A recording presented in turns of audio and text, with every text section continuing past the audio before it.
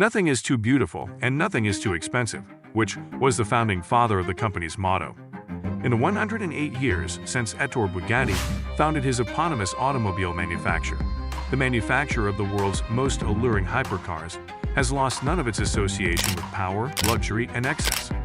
In the world of supersports automobiles, it is the brand that fuses an aesthetic approach with cutting-edge technological breakthroughs. Ettore Bugatti, an Italian industrial designer, created Bugatti for the first time in 1909 in Molsheim, a city in what was then Germany. The Type 10, a two-seat open-top roadster driven by a fully unique 1.1-liter monoblock straight four-cylinder engine, was the first vehicle made by the Milan-born technical pioneer. It was first designed in Ettore's basement. The overhead cam that offered 2 valves per cylinder, considered a very sophisticated achievement for the time. However, the early prototype fell short in this area, giving just leaf springs for the front and no suspension at all for the back. The original Bugatti prototype quickly underwent change. The Type 13 edition of his Roadster prototype introduced new features, including leaf spring suspension on all 4 corners and, most significantly, significant improvements with a new 4-valve head created by Bugatti, one of the first of its kind ever devised. This meant that the 30 horsepower produced by the new Agile Type 13 was sufficient to drive the 300 kilograms chassis. Only 5 of the Type 13s were produced by Bugatti and his recently established factory in 1910. But they did enter it in the French Grand Prix at Le Mans the following year and finished a respectable second after 7 exhausting hours of racing. The Great War forced Bugatti to stop producing in the contested area. For the rest of the war, Ettore was able to transport 2 finished Type 13 vehicles to Milan, while burying the pieces for 3 further vehicles close to his Molsheim facility. After the battle was over, Ettore went back to the scene, uncovered the components, and started getting 5 Type 13 race cars ready right away. After a rush of evolutionary advances, including much desired rear suspension and front brakes, the post-war era for Bugatti was a phenomenally successful one. It brought with it several racing triumphs for the enormously remarkable Type 13. Then racing success for Bugatti persisted far into the 1930s, reaching a stunning 2 victories at the 24 Hours of Le Mans in 1937 and 1939, the latter driven by Pierre Véron, a name that would come to be associated with the automaker and permanently woven into the fabric of Bugatti. The Bugatti family and their expanding auto empire were about to be derailed by a tragic turn of destiny after experiencing blazing success in motor racing.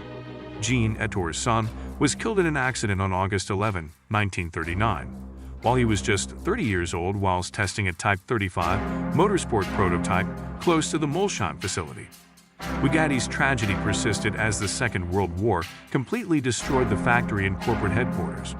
Ettore Bugatti passed away on August 21, 1947, having drastically underdelivered on the construction of a number of new automobiles. The first iteration of Bugatti ultimately stopped operating in 1952 after a prolonged decline.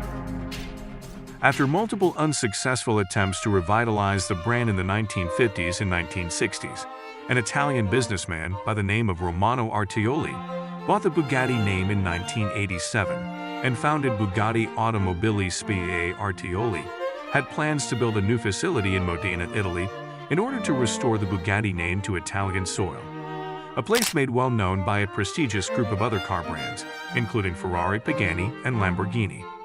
The EB110, which would bring Bugatti back onto the international stage, was unveiled around 5 years later. The renowned creators of the Lamborghini Miura and Countach, Paolo Stanzini and Marcello Gandini, were the minds behind this innovative engineering achievement. The Supersport quickly gained notoriety due to astounding performance metrics.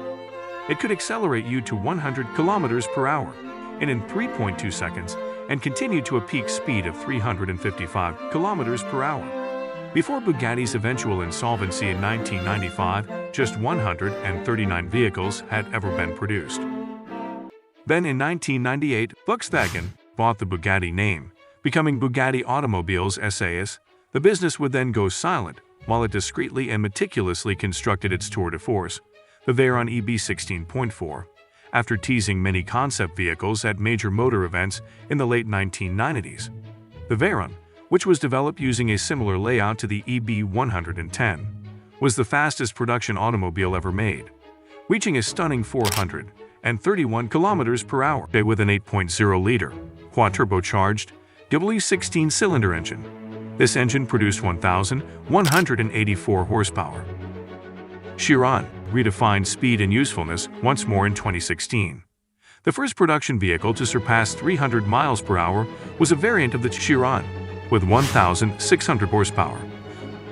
Nevertheless, despite the brand's apparent flair and luxury in the current market, it is clear that its history offers a crucial window into the philosophy of both its designers and engineers.